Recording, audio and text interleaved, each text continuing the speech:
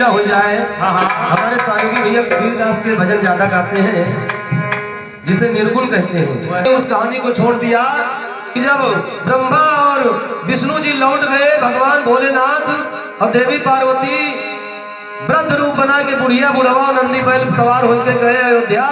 राजा दशरथ के साथ भोज भंडारे में बेचारे बैठे रहे, लेकिन भोजन प्रसाद का नंबर ही नहीं आया। यहाँ तक कहानी गाई, लेकिन दादाजी के उनके बारे में कुछ पता ही नहीं। अरे थोड़ा बहुत आप कोशिश करिए, लेकिन अगर आपकी नहीं कोशिश है तो इसको यहीं से छोड़ के कबीर लीला की तरफ। कबीर दास की अटपट बानी, कैसे अटपट बानी हुई कबीर दास की। और कबीर दास से फिर संत कबीर क्या है, कवि ने जड़ से शुरुआत करके बताया है कबीर की। आप निर्गुण गाते हैं, निर्गुण गायक है। कबीर दास की शुरुआत से सुनिए लीला, इन्होंने क्या किया है। तो रमापति रमा संग रमण कर रही थी, रही यामिनी संत शीतल सुहानी।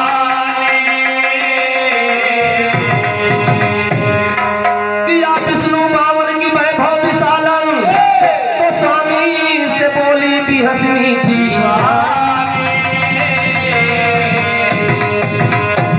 मृत्युलोक में आपका भक्त ऐसा है, कोई जिसका पहरता पताका।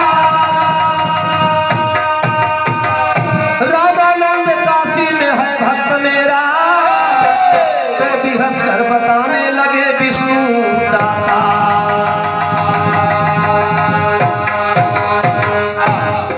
एक समय में विष्णु भगवान जो वैकुंठ के निवासी बताए गए हैं, वैकुंठ के मोक्षदाता बताए गए हैं। विष्णु भगवान के चरण देवी लक्ष्मी दबा रही थी, तो चरण दबाते दबाते अचानक उनके मन में प्रश्न आया कि इस दुनिया में न जाने कितने भक्त हैं, मृत्यु लोक में भी कोई आपका भक्ति करने वाला भक्त है।